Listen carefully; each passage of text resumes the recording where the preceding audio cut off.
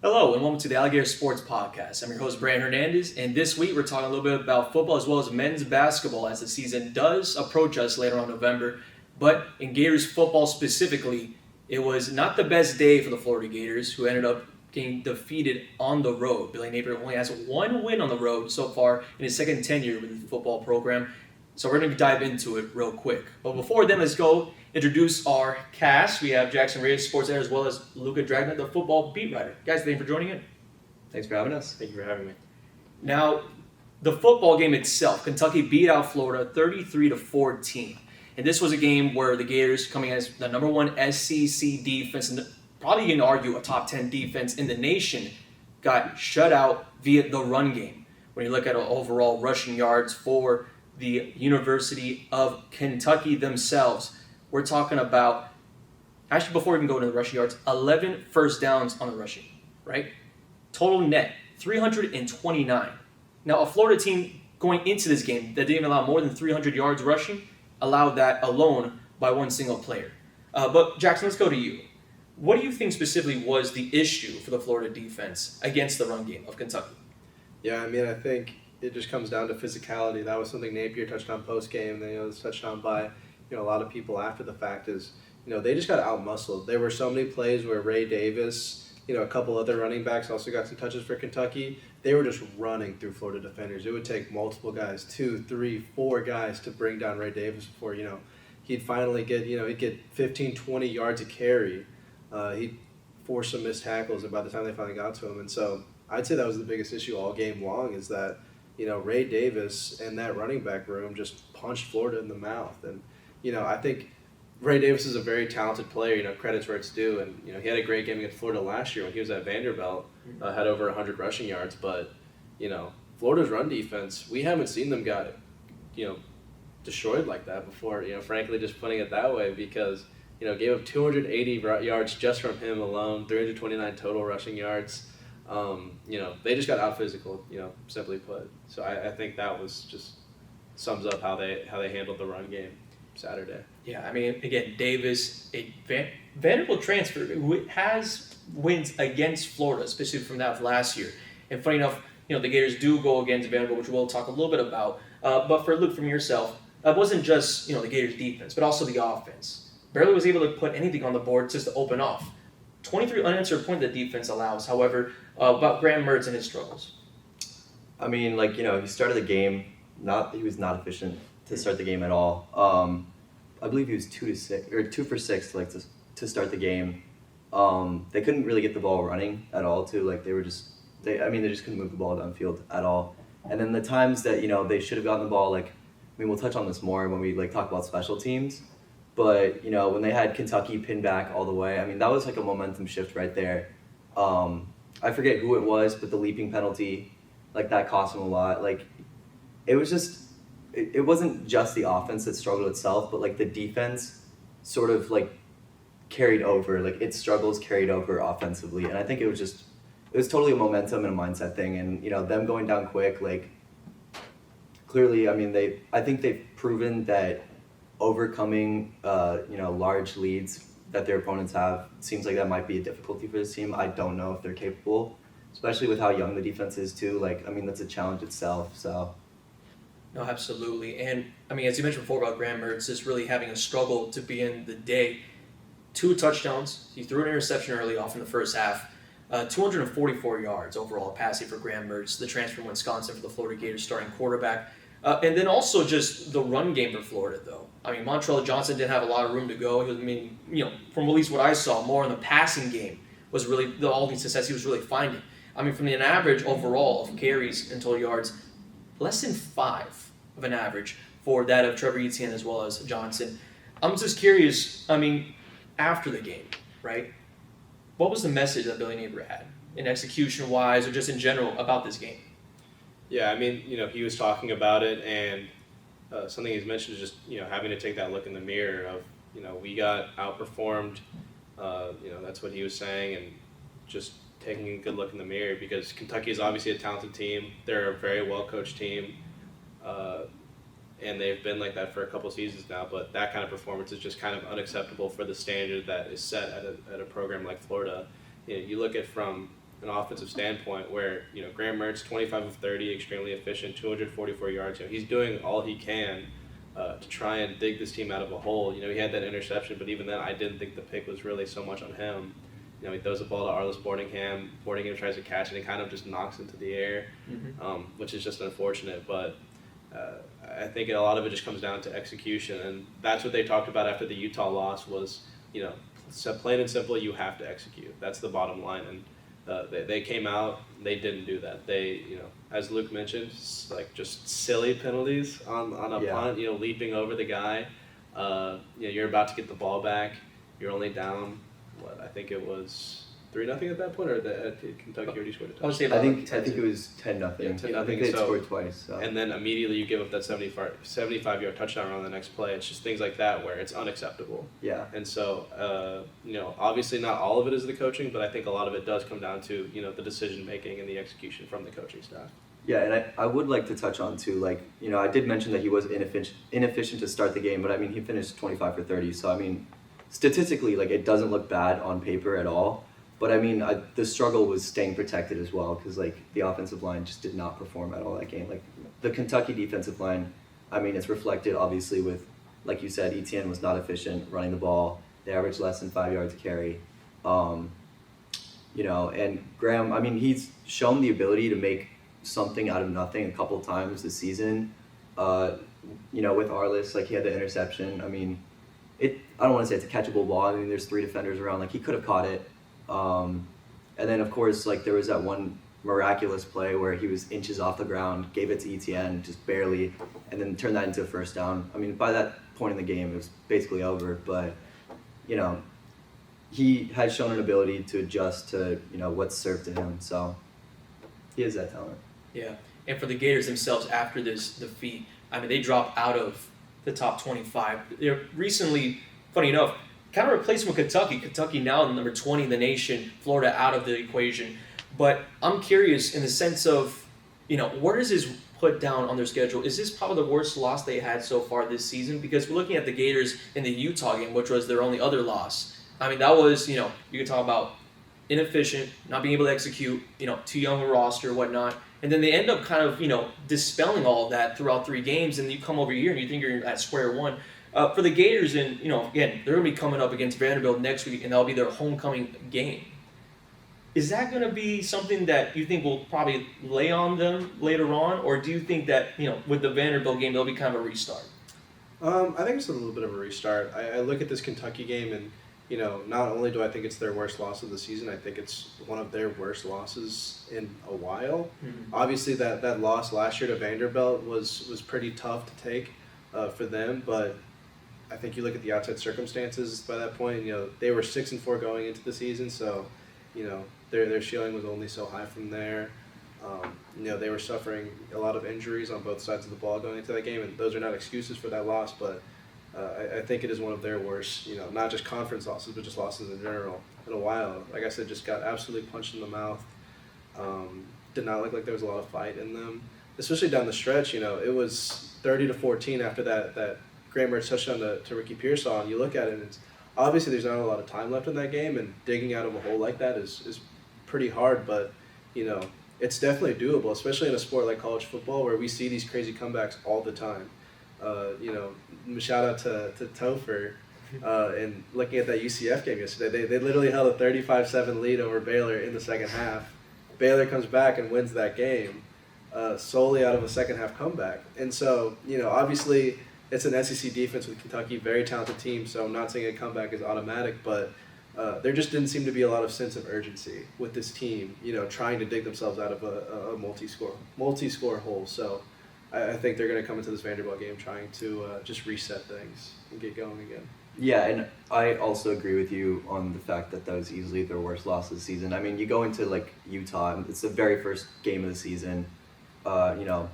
Freshmen playing their first games. There's a lot of rust to shake off from the previous season. You're on the road too in a difficult environment. So, just week 5, I feel like so many of the little things that they did incorrectly, they're almost unacceptable. By this point in the season, and it's just if you're unable to shake off those small things and improve from them, because we saw them early on in the season. Yeah.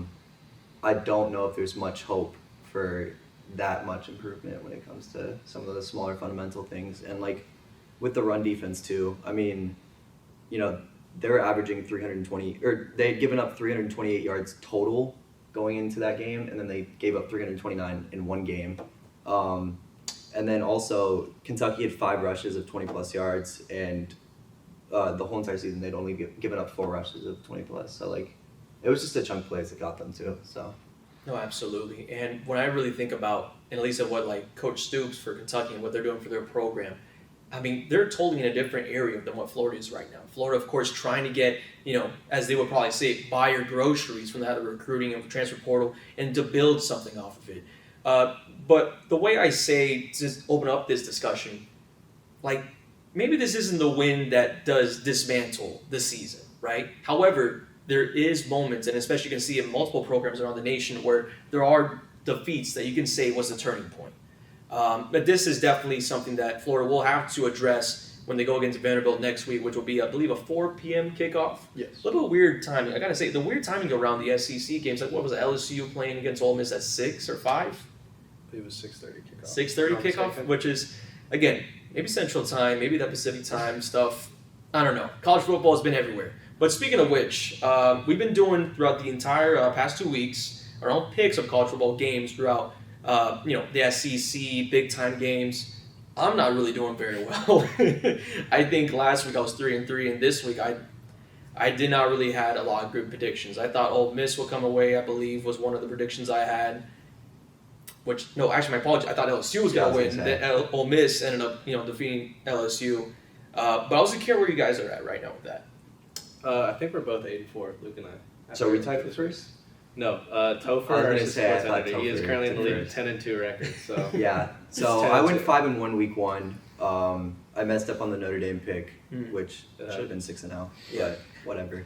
And then I went 3-3 this week, so it's okay. I mean, I'll take a 500. If it's anything less than that, like you feel a little bad for yourself, but yeah.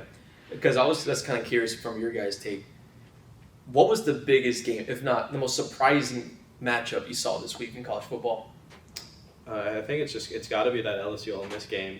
I looked at a team like Ole Miss I looked at a team like LSU, and I thought they were a very talented team offensively, and I knew the defense wasn't great, but I didn't think the defense would be that bad. And Ole Miss got kind of whatever they wanted with them. If you look at that game, looking at EPA success rate, Ole Miss had a 97th percentile success rate, and LSU had a 99th percentile success rate, which is just unreal. That's executing at literally all cylinders as a football team offensively, and they still went and lost the game. So, that's just, I don't know if that's ever happened before, to quite literally play, statistically a perfect game offensively and still lose, but, anything can happen in college football and in the SEC, so I'd say that was my most surprising matchup. Just seeing how that played out. Yeah, for me, I feel like maybe it's a little unfair for me to say because, going into this matchup, I did choose Florida to win. I really did think it was kind of a toss-up.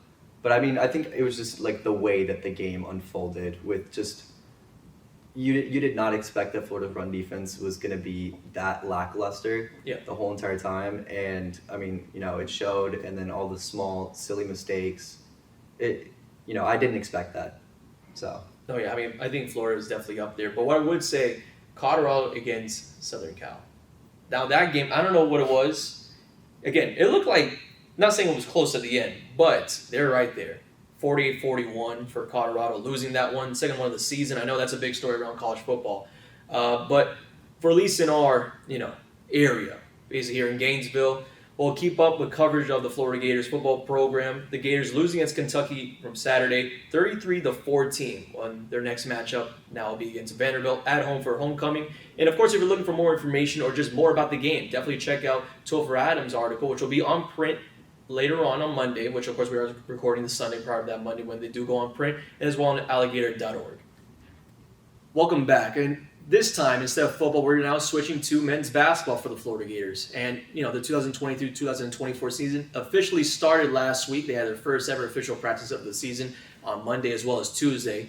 And there was a lot of takeaways, a lot of new faces for this Gators program. And we're going to jump right into it with, of course, Jackson joining us once again here. And, we both ended up going to the practices in person and seeing a lot. For my takes of the team, this is early off. I mean, the new faces will definitely be a huge part of this roster. A roster missing guys such as Alex Fudge, Colin Castleton, let alone in the forward position. Now they got a lot of new ones too. But Jackson, for yourself, before we just jump into any names or anything like that, I mean, what were some big takeaways immediately looking at the team? Yeah, looking at the team in this practices this past week is just, I for one was looking a lot at the front court of the team, because I think that's a spot on the court where I'm not exactly sure where minutes are going to get divvied up. Yeah. They had Colin Castleton last year, who was their best player. He leaves a huge hole, especially at the big man spot. So just kind of watching guys like Alex Condon, Micah Hanlogton, and Thomas Hawk. Two of those being freshmen. Micah being a transfer from Marshall. He was a very talented player over there.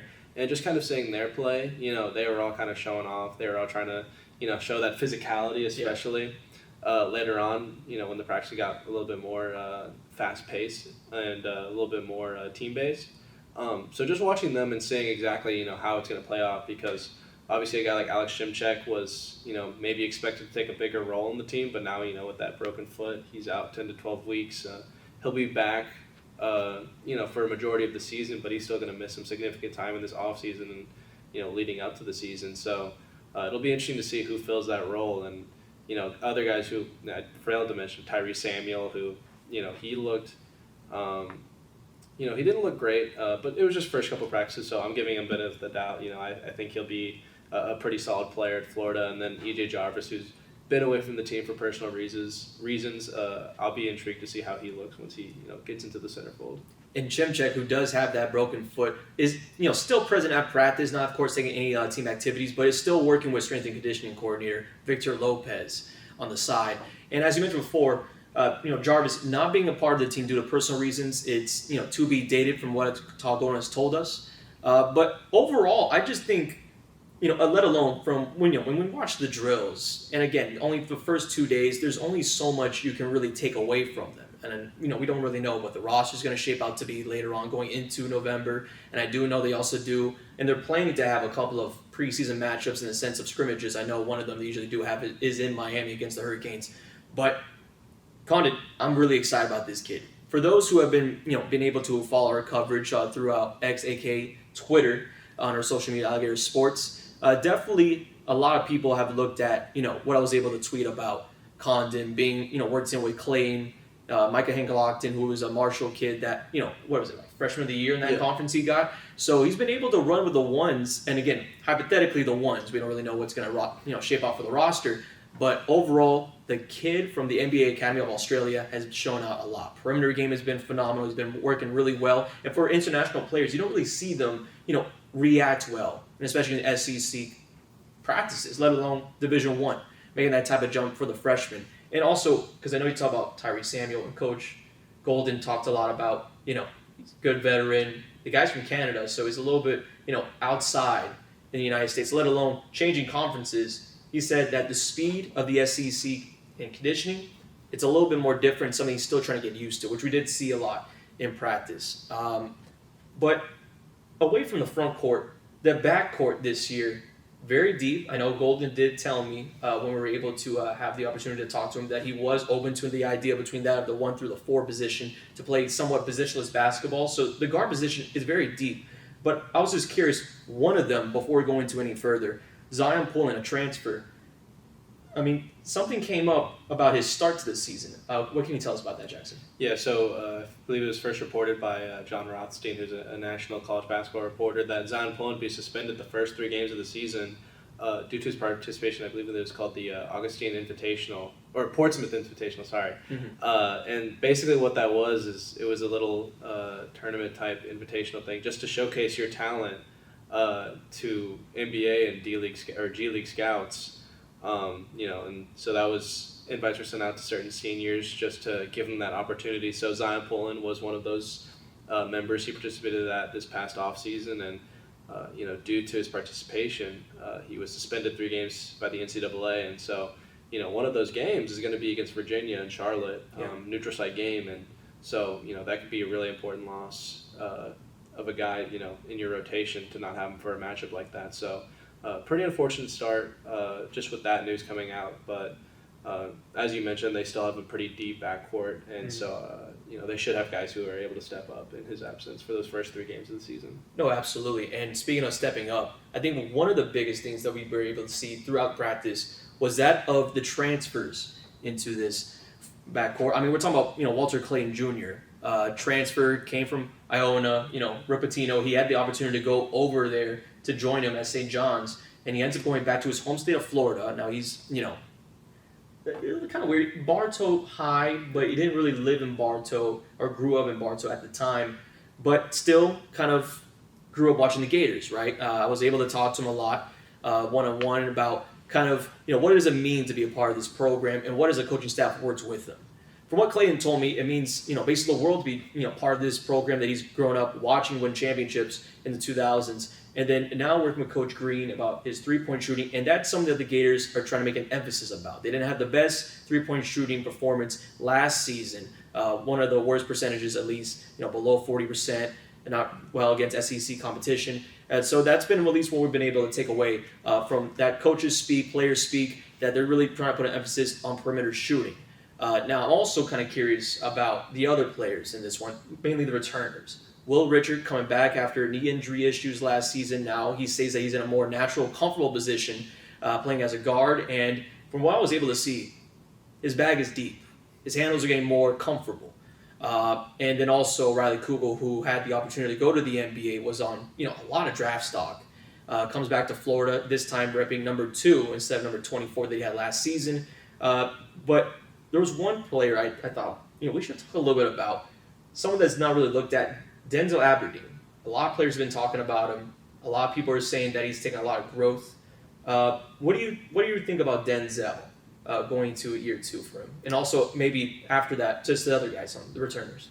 Yeah, starting with Denzel, I think he's a guy who's going to have a pretty big opportunity to play key minutes for this Gators team.